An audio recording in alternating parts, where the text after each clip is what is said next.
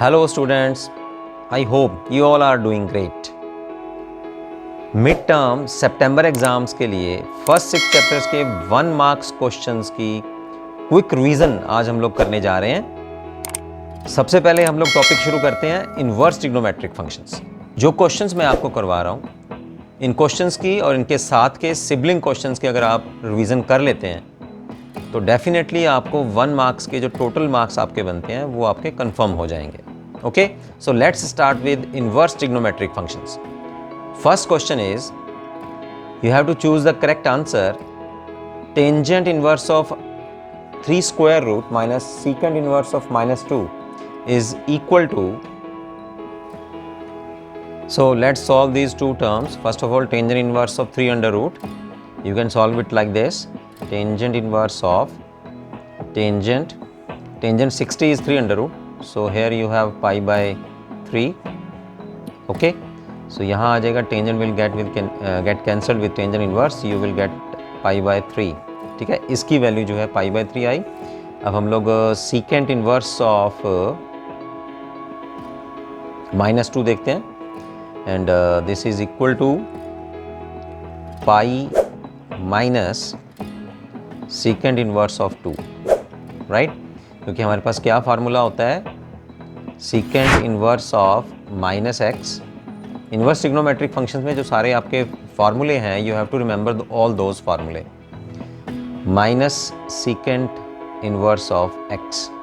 अब secant inverse of 2 जो है दैट इज इक्वल टू, यहाँ हम लोग सॉल्व करते हैं इसको, pi minus cos inverse of 1 by 2 because secant inverse of x is equal to cos inverse of 1 by x, right. अब इनकी वैल्यू पुट कर देते हैं हम लोग, pi minus cos inverse of half, है ना। तो कॉस हाफ कब होता है, व्हेन कॉस इज 60, है ना। तो यहाँ आ जाएगा पाई by 3, right. Cos inverse of half is pi by 3।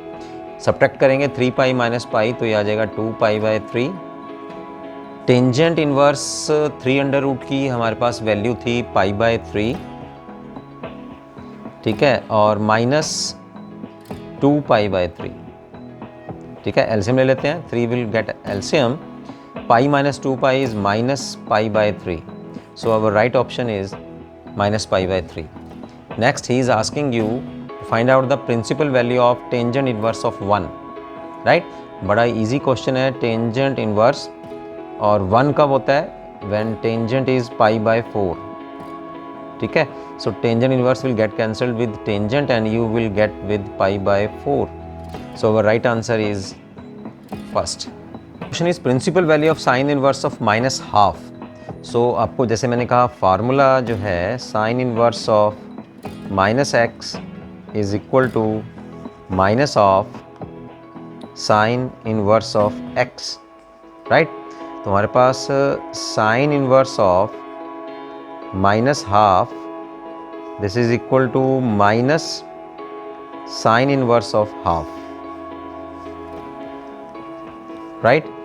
तो अब साइन इनवर्स ऑफ हाफ अगर हम लोग वैल्यू पुट करें, that is equal to minus sine inverse as it is, और साइन ऑफ 30 यानी कि पाई बाय 6, ठीक है। Sine pi by 6 is half, so sine or sine inverse will get cancelled and you will get with minus pi by 6. So your right answer is C is your right answer. Fourth is cos inverse of 3 under root by 2, right. तो यहाँ cos inverse of cos 30 is 300 by 2, cos 30 is pi by 6, और यहाँ आपका answer आएगा pi by 6, so B is your right answer. Fifth question की तरफ चलते हैं। Sine inverse of x is equal to y. तो यहाँ इनवर्स फंक्शन के लिए y जो है वो हमारे पास रेंज है, रेंज ऑफ साइन इनवर्स, और x क्या है, दैट इज डोमेन, ठीक है। तो वो कहता है कि sine inverse of x is equal to y, then out of these 4 outcomes, these 4 options which will be right.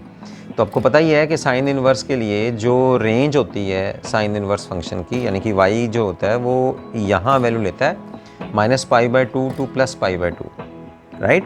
So inverse function में, साइन इनवर्स फंक्शन में जो रेंज होएंगी वो इस इंटरवल में से वैल्यू आएंगी। या इसको आप ऐसे लिख सकते हैं, या -π/2 टू +π/2 क्लोज्ड इंटरवल, ऐसा भी लिखा आ सकता है, ठीक है। So B is your right answer. Now 6th question में second inverse of y is this, बिल्कुल इसमें भी वही है। सेकंड इनवर्स ऑफ x यहाँ थोड़ा मिसप्रिंट है, secant inverse of x is equal to y, then what will be y here. Secant inverse function में जो रेंज होती है that belongs to our this, here y belongs to, आपको याद होना चाहिए 0 to π -π/2, ठीक है।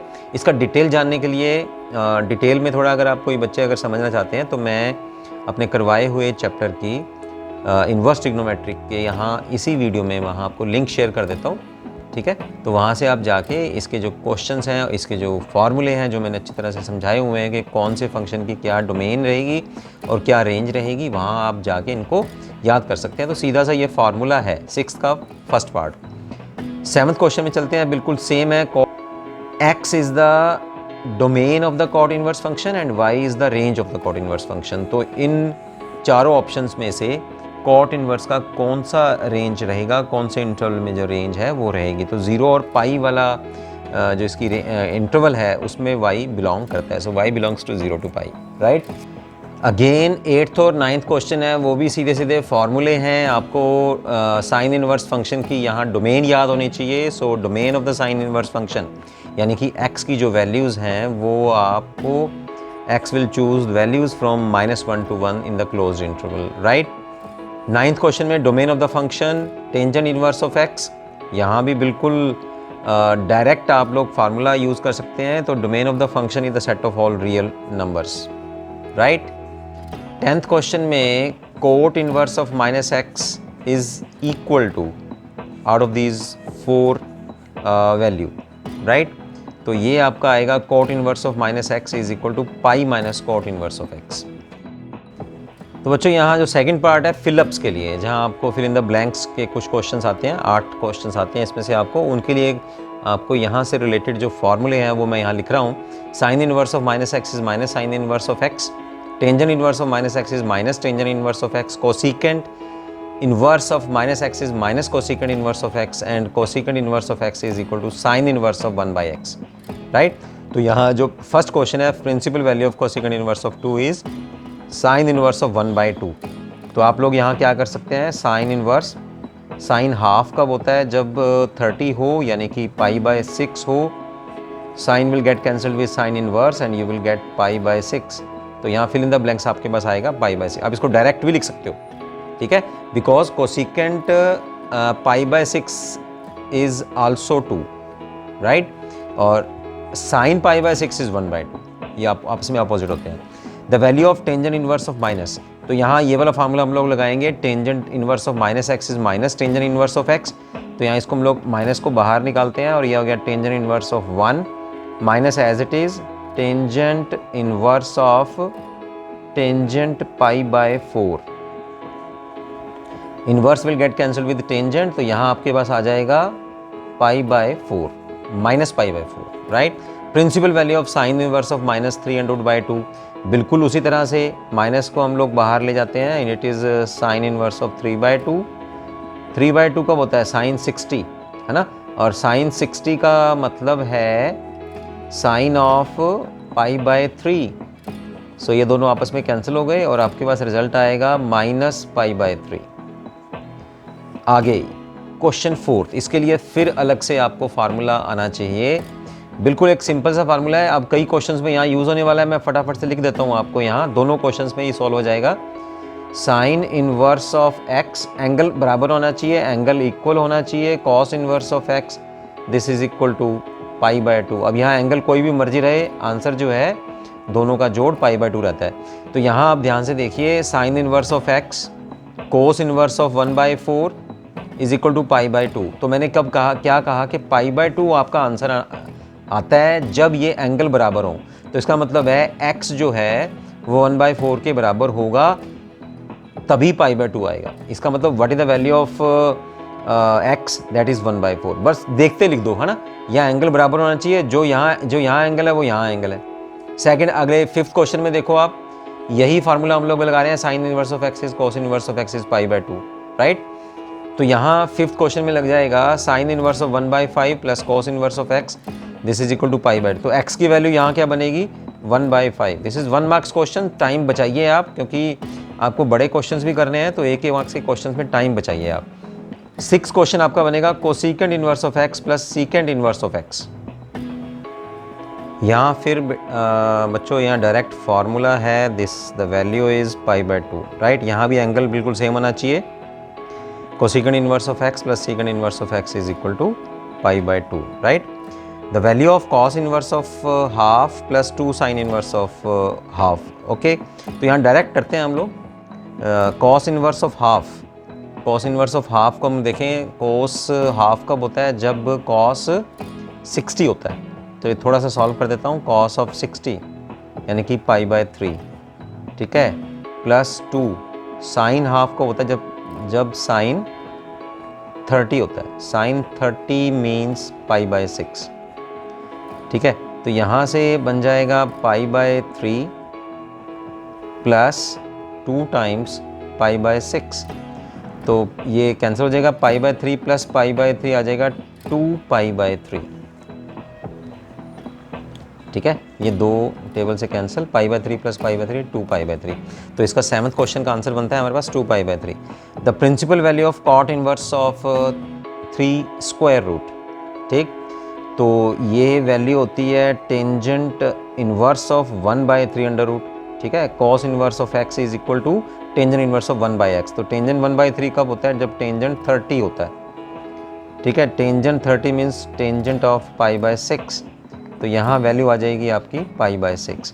मैं आपको दोबारा रिकमेंड करूँगा कि ट्रिग्नोमेट्री में इन्वर्स ट्रिग्नोमेट्रिक फंक्शन का जो चैप्टर मैंने करवाया है उसका लिंक मैं इस वीडियो में डाल दूंगा। वो चैप्टर अगर आप कर लें तो यहाँ ये क्वेश्चन जो हैं बहुत ईजिली आपके सॉल्व हो जाएंगे, ठीक है। तो यहाँ ट्रू फॉल्स में देखते हैं हम लोग। देखिए बिल्कुल एग्जैक्ट ये फार्मूले हैं। Two tangent inverse of x is tangent inverse of 2x minus over 1 minus x square. तो यहाँ ये ट्रू बनता है, ये डायरेक्ट फार्मूला है, आपको इसको एज इट इज़ याद रखना है। 2 tangent inverse of x is equal to cos inverse of 1 minus x square over 1 plus x square. तो ये भी ट्रू है, ठीक है। 2 tangent inverse of x is equal to sine inverse of 2x divided by 1 plus x square. तो ये भी true है। Sine inverse of x plus cos inverse of x, अभी मैंने आपको क्या बताया, ये π/4 नहीं होता भाई, ये π/2 होता है। तो ये आपका फॉल्स है जो वो कह रहा है। 5th क्वेश्चन में second inverse of minus x is pi minus second inverse of x, ये भी फार्मूला है, तो ये भी आपका ट्रू रहेगा, एज इट इज़ फार्मूला ठीक है। मतलब अगर आप फार्मूले याद कर लो तो वो फार्मूले आजकल सिंपली फार्मूले ही नहीं है, वो क्वेश्चंस में यूज़ तो होते ही होते हैं, है ना, लेकिन वो फार्मूले आपको एक एक नंबर भी दिलवा सकते हैं, ठीक है। चलिए अब नेक्स्ट टॉपिक में हम लोग चलते हैं, matrices and determinants. So matrix and determinants में जो फर्स्ट क्वेश्चन आपका यहाँ बन रहा है, that is these two matrices 2x2 order की दो मैट्रिसेस आपस में बराबर हैं, then is asking you to find out the value of x. तो आप क्या करेंगे, फटाफट से इनके कॉरस्पॉन्डिंग एलिमेंट्स जो हैं x plus y is equal to, ये क्योंकि मैट्रिसेस बराबर हैं तो इनके कॉरस्पॉन्डिंग एलिमेंट्स भी आपस में बराबर होंगे। 2y is equal to 4, right. तो यहाँ से y की वैल्यू जो है वो 2 आ गई है, और y की वैल्यू यहाँ 2 मैं यहाँ पुट करूँगा तो x की वैल्यू जो आ जाएगी वो 5 है, यानी कि C is the right answer. Second question, if A is a non singular matrix of order 3, 3 order की है, डिटर्मिनेंट इज़ 2, देन एडजॉइंट का डिटर्मिनेंट क्या होएगा। तो यहाँ सीधा सा फार्मूला है, अगर आपको याद हो, determinant of adjoint A is equal to determinant की जो पावर बनती है वो यहाँ n-1 बनती है। n-1 क्या है, n is the order of the matrix, इस मैट्रिक्स का, ठीक है। The determinant of adjoint A is equal to determinant of A having n-1 power, जितना ऑर्डर है उसका एक कम। तो अब वो पूछ रहा है एडजॉइंट A का डिटर्मिनेंट आप निकालिए, तो क्या निकालेंगे फिर हम लोग, डिटर्मिनेंट कितना है इसका 2, ऑर्डर कितना है 3 ऑर्डर की मैट्रिक्स है, तो 3 माइनस 1, तो 2 पावर 2 आ जाएगी अपने पास, 2 पावर 2 इज़ 4, तो A is the right answer. Third question में फिर उसी तरह से दो मैट्रिसेस इक्वल हैं आपस में और he is asking you to find out the value of y। तो y की वैल्यू दो तरीके से आपको यहाँ आ सकती है, ये y माइनस 2 विल बी इक्वल टू 5 या y plus 1 is equal to 8। तो y plus 1 is equal to 8 करेंगे तो y की वैल्यू जो है वो +7 आपके पास आ जाएगी, right. Question fourth, if d is this 7 0 0 0 5 0 0 0 3 then matrix d is out of these 4 options which one will be right.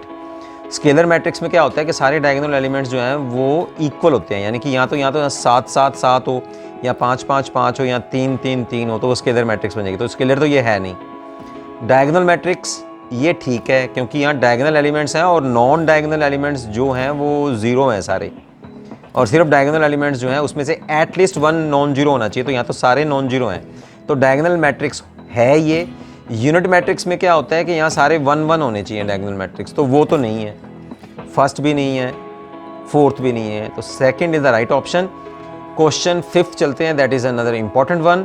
The number of all possible matrices of order 3x3 with each entry 0 and 1। अब आप जरा ध्यान से देखो, जैसे हम लोग ये देखते हैं इसमें 3x3 मैट्रिक्स है ना, 3x3 का मतलब 3 रोज हैं, 3 उसकी कॉलम्स हैं, तो उसमें टोटल एलिमेंट्स हैं कितने। ऑर्डर 3 की जो टोटल एलिमेंट्स बनते हैं वो 9 बनते हैं, टोटल एलिमेंट्स आर 9, और हर एक एलिमेंट जो है वो क्या हो सकता है, 0 और 1 में से कोई ना कोई एक हो सकता है, या 0 या 1। इसका मतलब क्या बना कि यहाँ 7 की जगह पर भी 0 1 आ सकता है, या 0 या 1, यहाँ भी 0 या 1 0 या 1 0 या 1 0 या 1 0 या 1। तो कितने ऑप्शन बन गए, 9 एलिमेंट्स को फिल करने के कितने ऑप्शन बने, है ना। We have multiple ways to fill 9 elements, ठीक है। फर्स्ट पोजीशन पे भी 2 ऑप्शन है, सेकंड पोजीशन पे भी 2 ऑप्शन है, 0 या 1 आ सकता है, थर्ड पे भी। तो by the principle of multiplication 9 elements के लिए ऑप्शन कितने बनेंगे, 2 पावर 9। कैसे, फर्स्ट पोजीशन पे भी 2 एलिमेंट आ सकते हैं, सेकंड पे भी आ सकते हैं, और नहीं है, एंड है। फर्स्ट पोजीशन भरेंगे तो सेकंड भी तो भरेंगे ना, तो एंड आ रहा है, जोड़ नहीं आ रहा, और नहीं आ रहा, राइट। और आएगा तो प्लस आ जाएगा, है ना। तो फर्स्ट पोजीशन पे भी 2 एलिमेंट आ सकते हैं, एंड सेकंड पे भी, एंड थर्ड पोजीशन पे भी, एंड फोर्थ पोजीशन पे भी, फिफ्थ पे भी, सिक्स्थ पे भी, सेवंथ पे भी, एट्थ पे भी, नाइन्थ पोजीशन पे भी 2 2 ऑप्शन बनते हैं। अब टोटल 2 कितने हो गए, 1 2 3 4 5 6 7 8 9, तो 2 पावर 9, 2 पावर 9 इज 512। ऐसा क्वेश्चन बहुत इंपॉर्टेंट है। यहाँ जरूरी नहीं है कि 3x3 का आ जाए, आपको मैं और सॉल्व करने को कह सकता हूँ कि the number of all possible matrices of order 2x3 ऐसा आ सकता है, 3x2 आ सकता है, राइट, 3x1 आ सकता है, 1x3 के एलिमेंट भी कितने एलिमेंट जिसमें 0 और 1 एंट्री आए। तो आप करें हर एक पोजीशन, पहले तो एलिमेंट गिन लो और हर एक पोजीशन पे फिर 2 ऑप्शन बनते हैं, उतनी उसकी पावर कर दो, राइट। 6th क्वेश्चन करते हैं, the number of all possible matrices of order 2x2 with each entry 0 1 2। ठीक, बिल्कुल सेम क्वेश्चन है। अब 2x2 में टोटल एलिमेंट्स कितने होंगे, देखो मैं यहाँ बताता हूँ आपको। 2x2 में टोटल एलिमेंट कितने होंगे, 1 2 3 और 4 एलिमेंट बनेंगे। अब चारों, अब जो 1 1 पोजीशन है उसके ऊपर कितने एलिमेंट्स आ सकते हैं, 0 1 या 2 में से, यानी कि 3 यहाँ पे तरीके हैं, 3 वेज हैं जिसमें हम लोग फर्स्ट पोजीशन जो है 1 1 पोजीशन फिल कर सकते हैं। 1 2 पोजीशन पे भी 3 वेज हैं, यहाँ पे भी 3 वेज हैं, यहाँ पर 2 2 2 पे पोजीशन पे भी 3 वेज हैं। तो क्या बना फिर आपका, यहाँ बना 3 पावर 4, क्योंकि हर एक पोजीशन पे 3 वेज हमारे पास बनते हैं और 4 प्लेसेस हम लोग को फिल करने हैं। तो नंबर ऑफ वेज कितने बने फिर आपके, 3 पावर 4 यानी कि 81 यानी कि C is the right answer. 7th question की तरफ चलते हैं। 7th क्वेश्चन में कह रहा है if a plus B is equal to C then A C are and C are matrices of 3x2 order. तो बी का ऑर्डर कितना रहेगा, अरे भाई बिल्कुल सेम है, क्योंकि एडिशन में क्या होता है कि जैसे इक्वालिटी में ऑर्डर सेम होना चाहिए ना, हम लोग इक्वल के क्वेश्चन करके गए हैं, वैसे ही एडिशन और सब्ट्रैक्शन में भी हम लोग क्या पढ़ चुके हैं कि उनके जो ऑर्डर हैं वो सेम रहने चाहिए। तो ए का ऑर्डर जो है वो 3x2 है, और सी का यानी कि आने वाले आंसर का ऑर्डर भी 3x2 है। तो ए में बी कब जुड़ेगा, जब बी का ऑर्डर भी 3x2 होगा, 3x2। तो first is the right answer, ठीक है। क्वेश्चन 8 में चलते हैं। If A is equal to 2 1 1 2 then A adjoint A equals, इसमें से कौन सा ऑप्शन हो सकता है? तो A एडजॉइंट ऑफ A का फार्मूला लगाइए, आपको फार्मूला याद होना चाहिए इसमें, that is equal to determinant of A into IN। IN means unit matrix of the given order of the matrix. यहाँ मैट्रिक्स का ऑर्डर कितना है? 2 है, तो A एडजॉइंट ऑफ A क्या आ जाएगा? डिटर्मिनेंट। तो पहले इसका फटाफट से हम लोग डिटर्मिनेंट निकाल लेते हैं। डिटर्मिनेंट ऑफ मैट्रिक्स दिस, ठीक है, कितना आएगा? 2 4 माइनस 1 3 आ गया। तो यहाँ हम लोग पुट करेंगे 3 इंटू I3। I3 का मतलब क्या आएगा? Unit matrix of order 3 1 0 0 0 1 0 0 0 1। तो 3 ऑर्डर की ये मैट्रिक्स आ गई आपके पास। तो इस 3 ऑर्डर की मैट्रिक्स को बाहर हम लोग इसके अंदर से मल्टीप्लाई कर रहे हैं। योर आंसर विल गेट, अरे यहाँ एक थोड़ा सा हमारे पास गलत हो गया। यहाँ जो हमारे पास मैट्रिक्स थी वो 2 ऑर्डर की थी, तो I2 आएगा यहाँ। तो मैट्रिक्स का ये बनेगा अपने पास 1 0 0 1, ठीक है। 3 ऑर्डर की मैट्रिक्स बन रही है, 2 ऑर्डर की यूनिट मैट्रिक्स हम लोग ले रहे हैं। अब हम लोग 3 को अंदर मल्टीप्लाई करेंगे तो 3 इंटू 1, हमारे पास मैट्रिक्स क्या बनेगी? 3 0 0 3, ठीक है। यानी कि A ऑप्शन जो है that will be the right option. Question 9th वाले चलते हैं हम लोग। If determinant of x4 18x, ये डिटर्मिनेंट है, मैट्रिसेस नहीं है, तो अलग अलग से डिटर्मिनेंट को सॉल्व कर लेते हैं हम लोग। इस डिटर्मिनेंट को सॉल्व करेंगे लेफ्ट हैंड साइड में, तो हमारे पास बनेगा x² माइनस 72, ठीक है। और राइट हैंड साइड में सॉल्व करेंगे तो 36 minus 36 will be equal to 0। तो x² बनेगा 72, 72 के हम लोग फैक्टर कर लेते हैं 2 इंटू 36, ठीक है। 2 इंटू 36 करेंगे तो हमारे पास x की वैल्यू क्या आएगी? x आ जाएगा 2 अंडर रूट, ठीक है, और 6 plus minus 6 into 2 under root. तो यहाँ चारों ऑप्शंस में ऐसा ऑप्शन नहीं है, मिस प्रिंट है, तो हम लोग सेकंड ऑप्शन को यहाँ 2 अंडर रूट लगा देते हैं। तो our second option will be the right option of the 9th question. 10th question में बड़ा ही इजी है। If A is any square matrix then A plus transpose of A is a symmetric matrix, right. एक formula है, the sum of matrix with its transpose, then ये symmetric matrix आएगी। अब इसको चेक करके देख सकते हैं। एक क्वेश्चन भी ऐसा है, इसी तरह से एक क्वेश्चन और बन सकता है कि A माइनस A ट्रांसपोज क्या बनेगा। अगर यहाँ A माइनस A ट्रांसपोज आया था तो वो स्क्यू सिमेट्रिक मैट्रिक्स बनेगी फिर, राइट। ऐसा एक क्वेश्चन है पूरा, वो मैंने अपने वीडियो में किया हुआ, उसका लिंक जो है मैं यहाँ आपको डाल दूंगा, तो आपको वहाँ डिटेल में अगर समझना चाहो तो वो आप समझ सकते हैं। अभी जो हम लोग पीछे क्वेश्चन करके गए हैं फिलिप्स में, वही फर्स्ट क्वेश्चन आया हुआ है। If A is an invertible matrix of order 3, determinant of A is 5, then the value of adjoint of A का डिटर्मिनेंट क्या होएगा?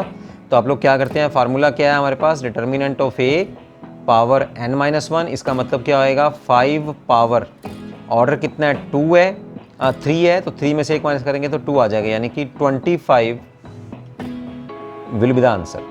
फिलिप्स में भी 2x माइनस वाई को हम लोग सबसे पहले 6x के इक्वल करते हैं, 6 के बराबर, और y इज़ -2, तो y की वैल्यू जो है वो -2 है। तो 2x y की वैल्यू हम लोग यहाँ पुट करेंगे, -2 इज़ +2, उधर जाके -6 माइनस 2 4, तो x की वैल्यू आ जाएगी 2। तो x की वैल्यू यहाँ पूछ रहा था इस क्वेश्चन में, राइट। सेकंड क्वेश्चन में x is equal to 2। Third, if AB is equal to C where B and C are matrices of order 3 cross 5, then the order of A is, देखो मैट्रिक्स मल्टीप्लिकेशन में क्या होता है कि जैसे B का order यहाँ 5 है और C का ऑर्डर कितना आ रहा है? 3 क्रॉस 5 है, और C का ऑर्डर भी 3 क्रॉस 5 है। अब A का ऑर्डर हम लोग मान लेते हैं M क्रॉस N है। अब मैट्रिक्स मल्टीप्लिकेशन के लिए क्या कंडीशन होती है कि फर्स्ट जो प्री फैक्टर है उसका कॉलम पोस्ट फैक्टर के रो के बराबर होना चाहिए, यानी कि अब n की वैल्यू तो 3 आ गई, ठीक है, n 3 होना चाहिए। अब जो बचा उसमें m की वैल्यू यहाँ 5 है और हमारा आंसर कितना आना चाहिए? दैट इज 3 क्रॉस 5 आंसर आना चाहिए। अब इसका मतलब क्या बनता है कि यहाँ n और 3 तो ये डिसाइड कर रहा है कि a और b, यानी कि कॉलम्स और रोज तो ये डिसाइड कर रहे हैं कि a और b की मल्टीप्लिकेशन पॉसिबल है। जो ऑर्डर के एलिमेंट्स यहाँ बच गए हैं वो आंसर में आएंगे। अब एक तो 5 बच गया, वो तो आ ही रहा है, और m की वैल्यू कितनी होनी चाहिए फिर 3, और यहाँ n कितना आ रहा है वो भी 3 होना चाहिए, तो a का ऑर्डर कितना होना चाहिए फिर 3 क्रॉस 3। तो आंसर क्या बनेगा, a is 3 cross 3 matrix, right. Fourth question में if a is a diagonal matrix then determinant of a is equal to, बस इन तीनों एलिमेंट्स की मल्टीप्लाई कर दो आप, -2 × 4 × 5 अगर डायगोनल्स हो तो, राइट। 5 चौक 20 दूना 40 -40 जो है वो इसका आंसर आ जाएगा, right. Fifth question, if A is invertible matrix of order 3 cross 3 then A inverse is equal to, फिर से ये एक डायरेक्ट फार्मूला है, if A is an invertible matrix of order 3 cross 3 then A inverse determinant this is equal to 1/, determinant of A, right. इस formula को as it is आप याद रखिए। चलिए अब ट्रू फॉल्स सेक्शन में चलते हैं। First question, any square matrix can be expressed as the sum of a symmetric and skew symmetric matrix, ये बिल्कुल ट्रू है, so this is true. The number of all possible matrices of order 3 cross 3 with each entry 0 और 1, ये अभी question हम लोगों ने किया, ये भी ट्रू है, right. The value of determinant remains unchanged if its rows and columns are interchanged, ये भी ट्रू है, right. Fourth, if a matrix of order 3 cross 4 then each column of matrix A contains 3 element. If a matrix of order 3 cross 4, तो एक 3 cross 4 matrix को आप draw करके देखिए जिसमें 3 रोज हैं और 4 कॉलम्स हैं, 1 2 3 और यहाँ 4। तो अब ये क्या कह रहा है, अगर एक मैट्रिक्स का ऑर्डर 3 क्रॉस 4 है तो वो कह रहा है then each column of matrix A, हर एक कॉलम में 3 एलिमेंट्स होंगे। देखो हर एक कॉलम में 1 2 3, 1 2 और 3, 1 2 और 3, तो हर एक कॉलम में 3 एलिमेंट्स हैं, तो 4 कॉलम्स में 12 होंगे, तो टोटल 12 एलिमेंट्स ही होने चाहिए। तो ये ट्रू है हमारा फोर्थ क्वेश्चन का। If A is this then A transpose is 0 1 9, no it's wrong. आप चेक करके देख लीजिए A ट्रांसपोज का मल्टीप्लिकेशन, ठीक है। A का ऑर्डर कितना है, A का ऑर्डर है 1 कॉलम 3 रोज, 1 रो 3 कॉलम, 1 रो है और 3 कॉलम्स हैं, राइट। और A ट्रांसपोज का ऑर्डर कितना हो जाएगा, ये 0 1 3 है ना, तो A ट्रांसपोज करेंगे तो यहाँ आ जाएगा 0 1 3। अब यहाँ क्या आएगा, 3 रोज 1 कॉलम, तो ये तो 3 और 3 आपस में बराबर हैं, तो ये तो मल्टीप्लिकेशन पॉसिबल हो जाएगी। बचेगा क्या हमारे पास, एक मैट्रिक्स जिसमें 1 क्रॉस 1 है, 1 क्रॉस 1 का मतलब ये एलिमेंट आपस में मल्टीप्लाई हो जाएंगे, 0 + 1 + 9, तो आंसर कितना आएगा 10। बट ये वाला आंसर नहीं आएगा, तो ये फॉल्स है, ठीक है। यहाँ जो है ये सारे हमारे पास फार्मूले थे एज इट इज़, तो इनको आप एज इट इज़ याद रख सकते हैं। इनमें आपको कोई सॉल्व करने का, अगर आप फॉर्मूले आपको याद हैं, उनको याद करने के लिए आप चैप्टर में फटाफट से गो थ्रू हो जाइए। मैं इसी वीडियो में जो है मैट्रिसेस और डिटर्मिनेंट्स के चैप्टर का लिंक डाल देता हूँ। डिफरेंशिएबिलिटी वाले चैप्टर में फर्स्ट क्वेश्चन का जो टाइप आपका बनता है that is fx = mx - 1 3x - 5, x is less than or equal to 5 और x greater than 5। अगर ये कॉन्टिन्यूस है then the value of m is, तो आपने क्या करना है, लेफ्ट हैंड लिमिट फटाफट से ले लेनी है। इसमें लेफ्ट हैंड लिमिट के लिए हम लोग फंक्शन ये चूज करेंगे, limit x approaches to 5 mx - 1 और this is equal to right hand limit, तो राइट हैंड लिमिट भी आप निकाल लीजिए। Right hand limit is x approaches to 5, ये माइनस है और यहाँ प्लस है, और फंक्शन आ जाएगा 3x - 5, ठीक है। अब इसको हम लोग सॉल्व करते हैं। x की वैल्यू यहाँ पुट करेंगे तो 5m - 1 और यहाँ पुट करेंगे 15 - 5 आ जाएगा 10, और एक हम लोग राइट हैंड साइड में ले जाएंगे तो m की वैल्यू आ जाएगी 11/5। तो हमारा जो फर्स्ट ऑप्शन है that is the right one.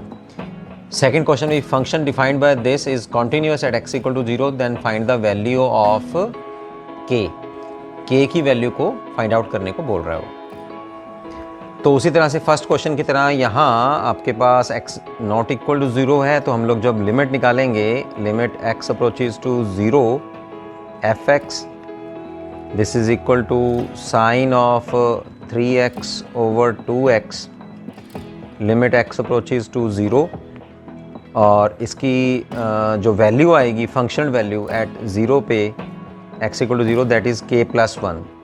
तो कंटिन्यूटी के लिए ये दोनों आपस में बराबर होने चाहिए। तो यहाँ x अप्रोचेज टू 0 है और साइन 3x ओवर 2x है। तो हमारे पास एक फार्मूला है, अगर आपको याद हो, that formula is limit x approaches to 0 sine x over x this is equal to 1, right. तो यहाँ इसको पहले हम लोग 3x को नीचे भी साइन 3x बनाते हैं। Limit x approaches to 0 sine 3x, मैंने क्या किया, x वैसे रखा, 3 से मल्टीप्लाई, 3 से डिवाइड और नीचे 2 एज इट इज जो था वो ऐसे कैसे रखा। तो मैंने क्या कर दिया, 3 से मल्टीप्लाई, 3 से डिवाइड किया, 2 एज इट इज रखा। अब ये फार्मूला बन गया साइन 3x बाय 3x, तो ये हो जाएगा 1। तो k प्लस 1 की वैल्यू क्या आ गई हमारे पास, k प्लस 1 इज दिस, और यहाँ लेफ्ट हैंड में कितना बचा 3/2, तो यहाँ आ गई 3/2। 1 माइनस करेंगे तो वैल्यू इज हाफ, ठीक है। थर्ड क्वेश्चन है हमारे पास, if y is if log of sin x then at x equal to pi/4 dy by dx is, तो सबसे पहले फटाफट से dy by dx निकाल लो। यहाँ आ जाएगा log sin, तो 1 ओवर साइन आ जाएगा, साइन का डेरिवेटिव आ जाएगा cos x यानी कि cot x, ठीक है, cos x over sin x, cot x आ गया। अब pi/4 पे देख रहे हैं, तो x की वैल्यू pi/4 बनेंगे, cot pi/4 इज 1, तो C ऑप्शन है वो आपका राइट ऑप्शन है। चलिए फोर्थ क्वेश्चन में tangent inverse of x plus cot inverse of x, ये भी बिल्कुल एक डायरेक्ट फार्मूला है। तो इसको अगर हम लोग y मान लेते हैं, y is equal to tangent inverse of x plus cot inverse of x, तो इसकी वैल्यू कितनी होती है, वो होती है pi/2, ठीक है, इस फार्मूले की। तो y की वैल्यू pi/2 आ गई है हमारे पास। तो अब इसका आप डेरिवेटिव करेंगे तो क्या आएगा, राइट हैंड साइड हमारे पास कांस्टेंट है तो 0 आ जाएगा। So B option is the right option. चलिए अब चलते हैं हम लोग फिफ्थ क्वेश्चन में, e power x minus 1 over x power n is equal to. So यहाँ ये बिल्कुल एक डायरेक्ट फार्मूला हमारे पास है, limit of e power x minus 1 over x approaches to 0, ये होती है हमारे पास 1, राइट, और पावर है हमारे पास n, तो 1 power n is 1, so b is our right option. Six question है हमारे पास, derivative of sine inverse of cos x, ठीक है। तो सबसे पहले इसको हम लोग y मानते हुए cos को हम लोग चेंज कर देते हैं साइन में, sine of pi/2 minus x, complementary function, right. तो cos x को हम लोग sign of pi/2 minus x कर दिया मैंने, साइन और साइन इनवर्स कैंसिल हो गया, y की वैल्यू आ गई pi/2 माइनस एक्स। चलिए अब फटाफट से डेरिवेटिव कर दो, dy बाई dx, pi/2 हो गया 0, माइनस एक्स का गया -1, तो 6 का फर्स्ट पार्ट जो है that is right answer. Limit, ये लॉग नहीं है, limit x approaches to 0 sine 2x over 2x, यह भी फार्मूला करके गए हैं हम लोग। फार्मूला क्या है हमारे पास, x approaches to 0 sine x over x this is equal to 1, तो आपका आंसर आएगा सेवंथ क्वेश्चन का 1। एट्थ में चलते हैं, d by d x E power 2x, derivative of E power 2x कर ले हम लोग। ई पावर एक्सपोनेंशियल का डेरिवेटिव एक्सपोनेंशियल ही होता है, ठीक है, और 2x का डेरिवेटिव करेंगे तो साथ में 2 मल्टीप्लाई हो जाएगा, तो first option is the right option. Derivative of fx is equal to x square और x इक्वल टू 4 पे कर रहे हैं हम लोग, तो पहले f डैश x निकाल लो आप, ये हो जाएगा 2x। अब वैल्यू 4 पुट करेंगे तो यहाँ x की जगह पे 4 पुट करेंगे तो 8 आंसर आ जाएगा आपका, C option is the right one. 10th question में derivative of tangent inverse of ex, तो सबसे पहले आप लोगों को डेरिवेटिव ऑफ टेंजेंट x पता होना चाहिए, टेंजेंट इनवर्स x पता होना चाहिए, वो क्या होता है 1 ओवर 1 प्लस एक्स स्क्वायर, ठीक है। तो अब x की जगह पे क्या है e पावर x, और फिर ex का डेरिवेटिव भी निकालेंगे, है ना, तो वो ex ही आ जाएगा। तो क्या आएगा, x की जगह पे हम लोग ex पुट कर रहे हैं, तो तीनों ऑप्शन में देखो जहाँ स्क्वायर का है तो c option is the right one. यहाँ x की जगह आप ex पुट करेंगे तो ये फॉर्मूला हमारे पास बन जाएगा। और ये ex ऊपर कहाँ से आया, एक बार तो हम लोग टेंजेंट इनवर्स का डेरिवेटिव किया तो वो तो ये आ गया, क्या आया 1 ओवर 1 प्लस ई पावर x स्क्वायर, ठीक। अब ex का भी करेंगे तो ex का ex होता है, तो ये third option is the right one. चलिए अब फिलिप्स में चलते हैं हम लोग। फर्स्ट क्वेश्चन में, if y is 500x then dy by dx is 500, if y is sin 2x then d square y over dx square at x equal to pi by 2।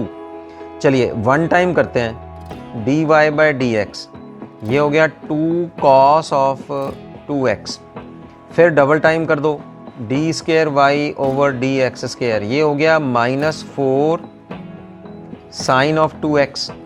अब हमें पाई बाय 2 पे निकालना है, एट पाई बाय 2 यहाँ put करो, फिर -4 sine of 2 into pi by 2, 2 will get cancelled, sine pi is 0, तो answer आपका यहाँ बनेगा equal to 0, right. Third question में y is cos x then d square y over d x square at x equal to 0 is, तो y1 निकालो सबसे पहले, y1 आ जाएगा माइनस साइन x, फिर y2 निकालते हैं माइनस कॉस x, 0 पे निकालेंगे एट x इक्वल टू 0, ठीक है। अब 0 पुट करते हैं हम लोग, cos 0 इज 1, तो -1 आंसर आएगा आपका।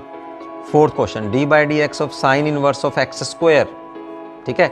तो डेरिवेटिव में आपको फार्मूला पता होएगा, तो सबसे पहले हम लोग साइन इनवर्स ऑफ एक्स का फार्मूला देखते हैं डेरिवेटिव में, d by d x of sine inverse of x, this is equal to 1 over 1 minus x square under the root, right.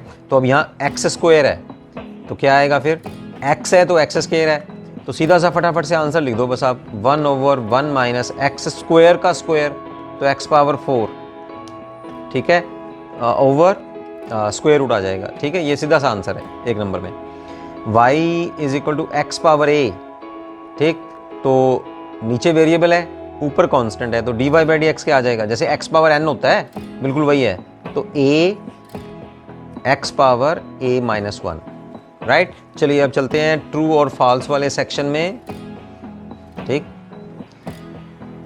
So first question is if y is tangent x then dy by d x is sine x, no, गलत, तो ये false है। Tangent x का derivative secant inverse of x, secant square x। Second, the derivative of fx is equal to modulus of x is 1। देखिए ये half true है और half false भी है, क्योंकि डेरिवेटिव ऑफ द फंक्शन जिसमें मॉडुलस फंक्शन हो उसमें आंसर +-1 होता है। +1 कब होता है, जब x की वैल्यू ग्रेटर देन 0, और -1 कब होता है, जब x की वैल्यू लेस देन 0 हो, ठीक है। लेकिन इसको हम लोग ट्रू की कैटेगरी में गिन सकते हैं इसको। If y is equal to sine inverse of x then dy by d x is cos inverse of x, right, that is false. क्यों, क्योंकि साइन इनवर्स का डेरिवेटिव हम लोग करेंगे तो 1 ओवर 1 माइनस एक्स स्क्वायर आएगा, that is not equal to cos inverse of x. Cos inverse of x का जो होता है वो आगे नेगेटिव होता है इसका आगे, ठीक है ना, तो ये फॉल्स है हमारे पास। A continuous function is differentiable, ये बिल्कुल ट्रू है। If x is equal to 80 square, y is equal to 280, dy by d x is, तो सबसे पहले फटाफट से dx बाई dt निकाल लेते हैं, तो dx बाई dt हमारे पास जो है वो आ जाएगा 280, dy बाई dt निकालेंगे तो ये आ जाएगा 2a। चलिए अब dy बाई dx निकालेंगे हम लोग, तो dy by dt that is numerator and dx by dt in the denominator, 2a will get cancelled, you will gate 1 by t, ठीक है। यहाँ आपने देखा कि हमारे पास कैंसिल करने के बाद 2a विल गेट कैंसिल, ये न्यूमरेटर में आ जाएगा, ये डिनोमिनेटर में, तो 2a will get cancelled and you will left with 1 by T. लेकिन यहाँ वो स्टेटमेंट में कह रहा है कि 1 बाई टी स्क्वायर है, तो ये आंसर फिर हमारे पास फॉल्स रहेगा। सो दिस इज द टॉपिक। मैं आपको 1 मार्क्स क्वेश्चन करवाने जा रहा हूँ for the chapter relations and functions. First question इसमें है function from real number two real number, domain and range A set of real numbers and function is 4x plus 4x minus 5 is, ये 4 options में से आपको choose करने हैं, 1 1 only, onto only, 1 1 onto. तो इसमें आपको solve करने की जरूरत नहीं है, क्योंकि अगर 1 मार्क्स के क्वेश्चन हो तो उसमें तो बस आपको फार्मूला या जो आपको पहले बेसिक्स बताए जाते हैं वो आपने यूज़ करने हैं। तो जैसे कि ये लीनियर फंक्शन है, लीनियर फंक्शंस जो होते हैं वो डेफिनेटली लीनियर फंक्शंस अपने आप ही 1 1 एंड ऑन टू होते हैं। जब हमने ये चैप्टर शुरू किया था तो उसमें मैंने आपको बेसिक्स बताए थे, ठीक है। दोबारा उसी चैप्टर की रिवीजन के लिए मैं इसी वीडियो में रिलेशन एंड फंक्शन वाला जो चैप्टर है उसके मैं लिंक डाल दूंगा आपको, ताकि अगर आपको कुछ डिटेल में भी पता करना हो, ठीक है, तो वो आपका डिटेल भी वो रिफ्रेश हो जाएगा।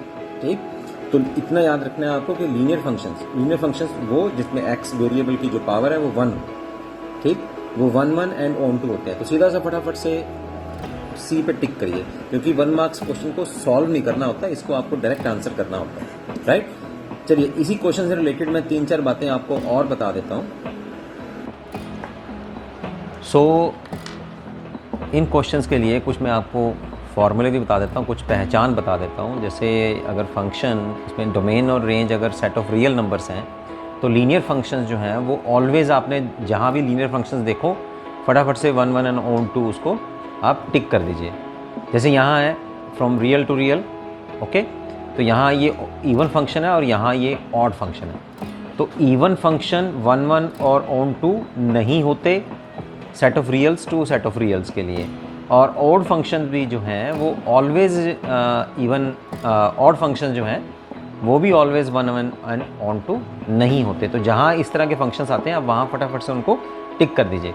बाकी इनको अगर आपने डिटेल में समझना है तो मैं इसी वीडियो में अपने रिलेशन एंड फंक्शंस जो आपका सेकंड चैप्टर है, जो आपका फर्स्ट चैप्टर है, उनके जो लिंक हैं एक्सरसाइज का सॉल्यूशंस और एग्जांपल्स, उनके लिंक मैं आपको इसी वीडियो में डाल दूंगा, तो आप डिटेल में भी देख सकते हैं। कुछ और बातें मैं आपको यहाँ बता देता हूँ। अगर function if f x is not 1 1, अगर 1 1 नहीं है then it can be many 1, ठीक है। जैसे हमारा इवन फंक्शन है वो 1 1 नहीं है लेकिन वो मैनी 1 होएगा, ठीक है। 1 का स्क्वायर करें तब भी +1 आएगा, -1 का स्क्वायर करें तब भी +1 आएगा, है ना। तो इन सेट ऑफ इंटीजर्स के लिए वो मैनी वन रहेगा।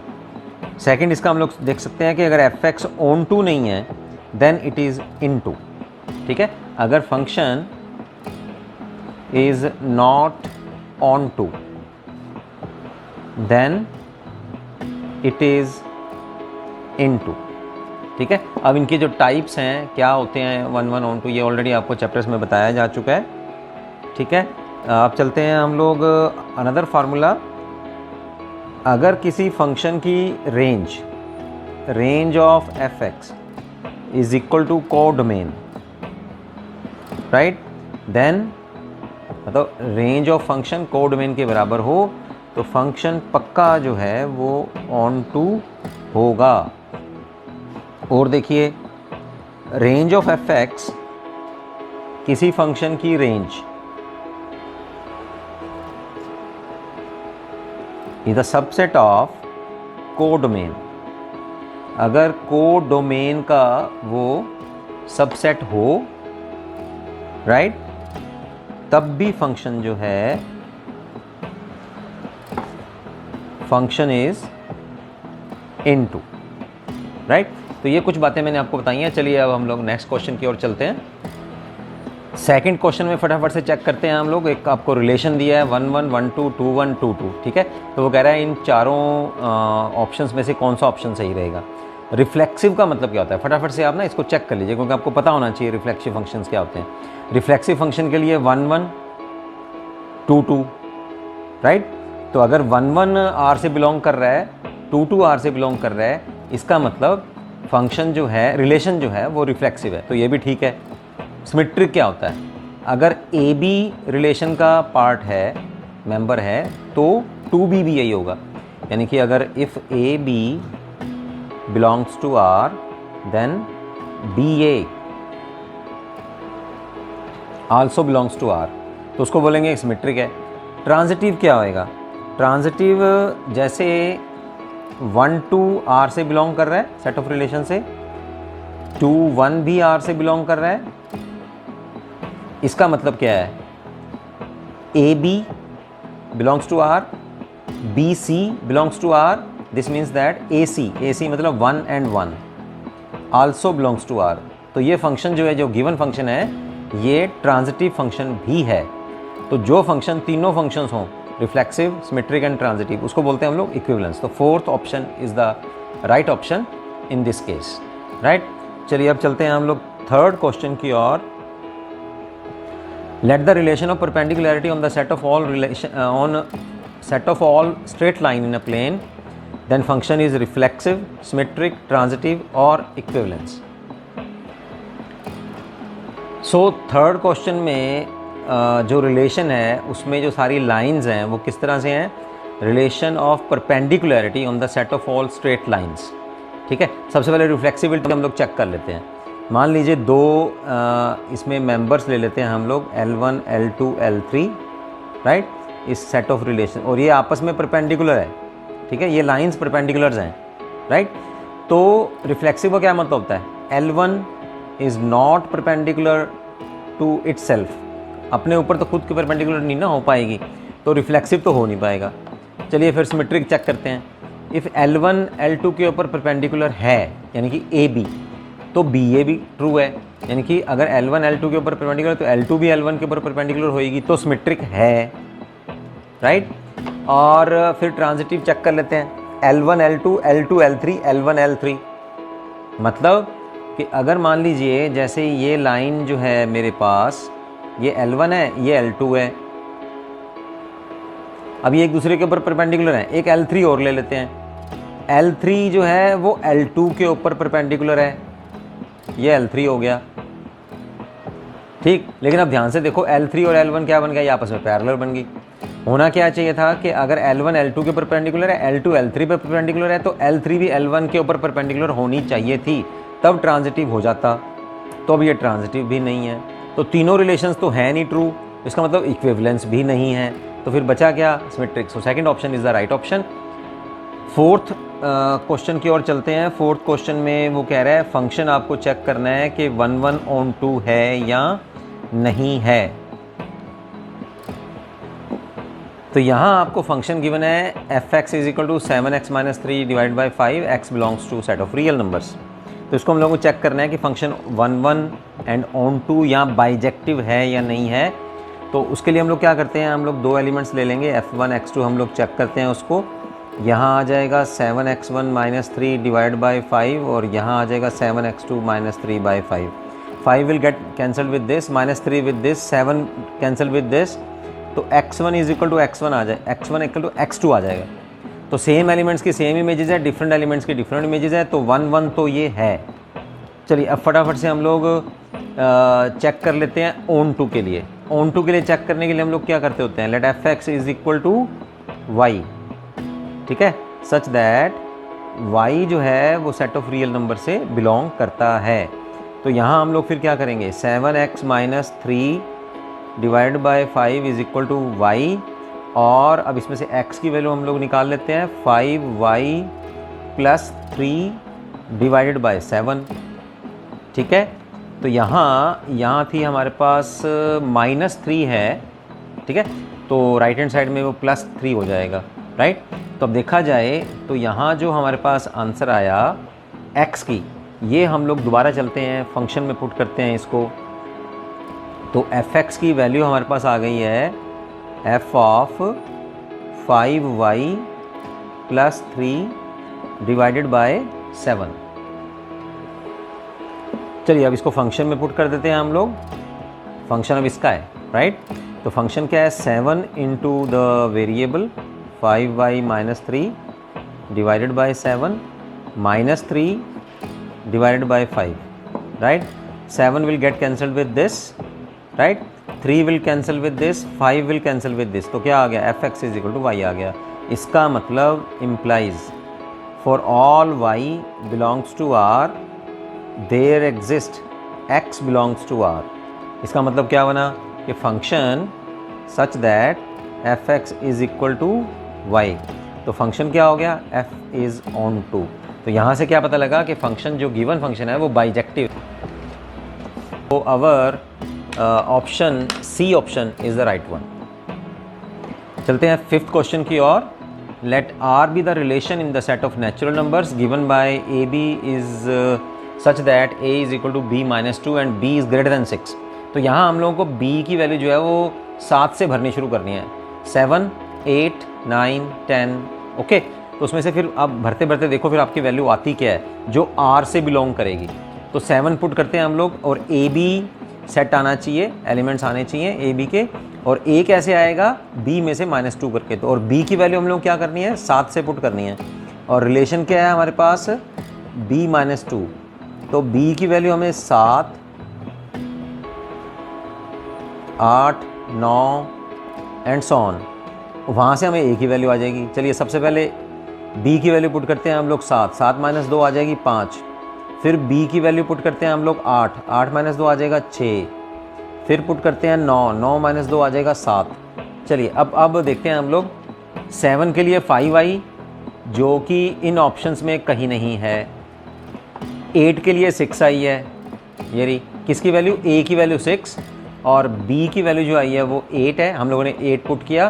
तो ये वाला ऑप्शन फटाफट से सोचे, ज़्यादा टाइम मत इसका ऊपर लगाओ और c के ऊपर टिक कर दो बस फटाफट से। तो यहाँ हमारा ये आंसर बना।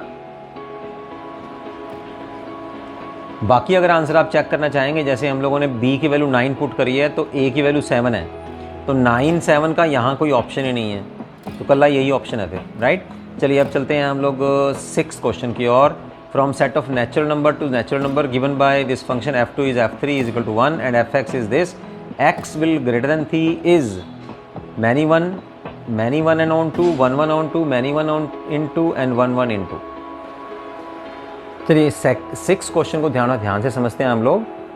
इसमें रेंज है that is set of natural numbers और कोडोमेन है that is also set of natural number. तो सबसे पहले अगर रेंज कोडोमेन के बराबर हो तो वहाँ से फटाफट से लिख देना चाहिए कि ये फंक्शन जो है वो ऑन टू है, ठीक। अब चारों ऑप्शंस में से एग्जैक्ट आंसर कौन सा है वो भी चेक कर लेते हैं हम लोग।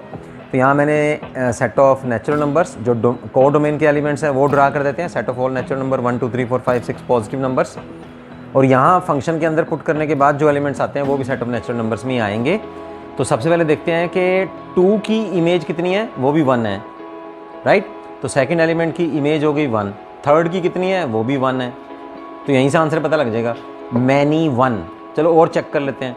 अब 3 से आगे डालते हैं, 3 से आगे यहाँ 4 डालेंगे, ठीक है। तो 4 - 2 जो है वो 2 हो जाएगी, यानी कि 4 की इमेज जो है वो 2 हो गई। अब 5 की डालते हैं, 5 की इमेज जो है वो 3 हो गई, 5 - 2। 6 की इमेज 4, 7 की 5, ठीक। तो यहीं से पता लग गया कि ये फंक्शन जो है वो many 1 and onto. Onto क्यों है, क्योंकि range of the function is equal to codomain, codomain के बराबर, यहीं से पता लग जाएगा बस, ठीक। जैसे ये रेंज है और ये कोडोमेन के बराबर है। तो यहाँ आंसर बनता है हमारा many 1 and onto. So first option is the right option. चलते हैं 7th क्वेश्चन की ओर। 7th क्वेश्चन में हमें बोल रहा है if you have 3 elements in the set 1 2 3 then the number of equivalence relation containing 1 2 is. ऐसे इक्विवेलेंस रिलेशन कितने होंगे जिसमें 1 2 होगा, नंबर ऑफ रिलेशंस पूछ रहा है भैया। देखिए 7th क्वेश्चन का सीधा सीधा आंसर है बी के 2 रिलेशन होंगे, लेकिन अगर इसको हम लोग को डिटेल में करना चाहें तो मैं डिटेल में करवा देता हूँ आपको। 7th क्वेश्चन, इसमें केस नंबर 1 लेते हैं हम लोग। When 1 is not related to 3, हमारे एलिमेंट कितने हैं 1 2 3, उसमें से हम लोग को देखना है कि 1 2 कितने इक्विवेलेंस रिलेशन में आता है, ठीक है। तो यहाँ हम लोग फिर रिलेशन बनाते हैं इसका R का एक सबसेट 1 1, जिसमें 1 3 से रिलेटेड ना हो, 1 1 1 2 2 1, राइट, 2 2 और 3 3, राइट। तो अब इसमें देखो इस इक्विवेलेंस रिलेशन में कहाँ 1 2 कितना है, बस एक बार ही आ रहा है, ठीक है। Is the only equivalence relation, यही है, is only equivalence relation containing 1 2, right. अब केस सेकंड में ले लेते हैं हम लोग। व्हेन 1 इज रिलेटेड टू 3, अब वो वाले एक रिलेशन भी हम लोग बनाते हैं जिसमें 1 जो है वो 3 के साथ में रिलेटेड हो, ठीक। 2 के साथ में तो वो पूछ ही रहा है 1 इज रिलेटेड टू 2, मतलब ऐसे कितने इक्विवेलेंस रिलेशन है जिसमें 1 2 से रिलेटेड है। तो हम लोग पहले क्या किया हम लोगों के 1 3 से रिलेटेड नहीं है, 1 3 से रिलेटेड है, तब 1 2 आएगा कि नहीं आएगा उसमें। तो इसमें रिलेशन जो बनेंगे वो बनेंगे 1 1, ठीक है, 2 2, 3 3, 1 2, 2 1, 1 3, 3 1, राइट, 2 3 एंड 3 2, राइट। तो अब इसमें भी 1 2 आ रहा है, तो टोटल रिलेशन फिर हमारे पास कितने हो गए? तो ऐसे इक्विवेलेंस रिलेशन कितने हुए हमारे पास? Total relations are 2, so B is the right answer. So second option is the right option here. Next is if fx is 3x minus 1, x is greater than or equal to 1 and minus x if x is less than 1, right, then f minus 2 is out of these options you have to find out. यहाँ इस function की जो values हैं उनको ध्यान से देखो आप। यहाँ फंक्शन जो डिफाइंड है दैट इज़ 3x माइनस 1, वो कब लेना है हम लोगों को? जब x यानी कि को डोमेन की जो वैल्यूज़ हैं वो 1 या 1 से बड़ी हों, तब आपको ये फंक्शन चूज़ करना है। और अगर फंक्शन की वैल्यू 1 से कम है तो आपको फंक्शनल वैल्यू ये चूज़ करनी है। तो यहाँ फंक्शन की जिस वैल्यू पे यानी कि डोमेन की वैल्यू यहाँ क्या है? -2 1 से कम है, तो हम कौन सी फंक्शनल वैल्यू चूज़ करेंगे फिर? -x। बस इसमें से फटाफट आप जो है -2 पुट कर दो फिर। तो -2 हम लोग यहाँ पुट करेंगे, -1 बाहर है, फार्मूला जो मतलब जो फंक्शन वैल्यू आपको दे रखी है उसके आगे माइनस लगा हुआ है, और x की जगह पे हम लोग पुट कर रहे हैं -2, तो माइनस और माइनस प्लस हो गया, यहाँ आ गया 2, so right option is the A option, right. 9th question में हमें बोल रहा है the domain of the function this is out of these 4 options. Choose करो भाई कौन सा होता है, ये तो डायरेक्ट पढ़ा हम लोग से चूज़ कर लेते होते हैं। तो देखते हमें क्या पता लग रहा है कि x divided by x modulus. तो सबसे बड़ी बात यह है कि यहाँ इसमें रियल नंबर्स हम लोग पुट कर सकते हैं, लेकिन अगर डिनोमिनेटर में एनीथिंग बाय 0 आ जाए, ठीक है, ऊपर x रहे, तो ये क्या बनता है? हम लोग इसको क्या बोलते हैं? नीचे 0 आ जाए तो इसको बोलते हैं हम लोग इन्फिनिटी, या हम लोग कहते हैं नॉट डिफाइंड, कि फंक्शन डिफाइंड ही नहीं है। तो यहाँ जो डोमेन की वैल्यू लेनी है वो 0 नहीं होनी चाहिए। इसका मतलब सेट ऑफ रियल नंबर तो हो सकता है सारी रियल वैल्यूज़ एक्सेप्ट 0। तो first option is the right option. 10th question में कहता है the domain of the function defined by this is this. इस फंक्शन की डोमेन क्या रहनी चाहिए, यानी कि कॉम्प्लेक्स फंक्शन ना आए तब डोमेन क्या रहनी चाहिए। ठीक है, इस क्वेश्चन को चेक करने के लिए हम लोग बड़ा इजी सा मेथड देखते हैं। आप लोगों को यहाँ क्या दिया है, हर एक में -3 और 3, 0 और 3 है ना, 3 बीच में कॉमन आ रहा है। तो आप लोग क्या करें, फटाफट से यहाँ जो x की वैल्यूज़ हैं उनको आप -3 और 3 के बीच में भरना शुरू कर दो आप। चलो एक बार से हम लोग क्या करते हैं, नेगेटिव इंटीजर लेते हैं, -5 लेते हैं। चलो x की वैल्यूज़ जो हैं यहाँ हम लोग -5, -4, -3, -2, -1, 0, 1, 2, 3, 4, 5, 6, चलो यहाँ तक वैल्यूज़ भरते हैं हम लोग। ठीक है, इंटीजर्स भरने शुरू कर दिए हम लोगों ने। चलो यहाँ पुट करेंगे -5, तो ये हो जाएगा -5 25, +25 -25 हो जाएगा -16।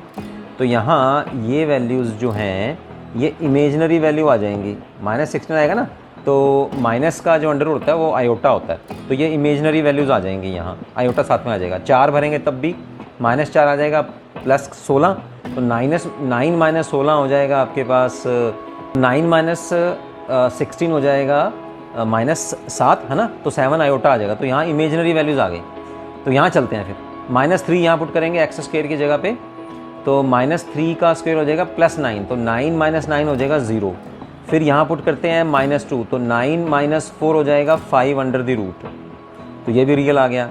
1 पुट करते हैं, -1 पुट करेंगे +1, 9 - 1 इज़ 8 अंडर मतलब 2 × 2 √ 0 पुट करेंगे तो 3, 1 पुट करेंगे, फिर उसी तरह से 9 - 1 इज़ 8, तो 2 × 2 √ 2 पुट करेंगे 4, तो यहाँ आ गया 5√, 3 पुट करेंगे तो 0 आ जाएगा, 4, 5, 6 पुट करेंगे तो फिर इमेजनरी आना शुरू हो जाएगा। इसका मतलब ये है कि -3 भी इंक्लूडेड है और +3 भी इंक्लूडेड है और इसके बीच की वैल्यूज़ भी इंक्लूडेड है, वो सारे रियल वैल्यूज़ आ रही हैं। तो इसका मतलब अगर ये फंक्शन को रियल रहना है, x के नीचे इमेजनरी ना आए, तो आपको क्या करना पड़ेगा, इसकी डोमेन का जो सेट मानना पड़ेगा वो क्लोज्ड इंटरवल मानना पड़ेगा, क्योंकि -3 भी बीच में होना चाहिए और 3 प्लस का भी बीच में होना, उसके बीच की वैल्यूज़ भी होनी चाहिए, राइट। तो B is the right answer, ये मैंने आपको डिटेल में बता दिया। ट्रू फॉल्स के ऊपर चलते हैं। The set of first coordinates of relation, एक रिलेशन को हम लोग कैसे डिफाइन करते हैं, R such that here you have x y coordinate such that x is related to R in given relation way.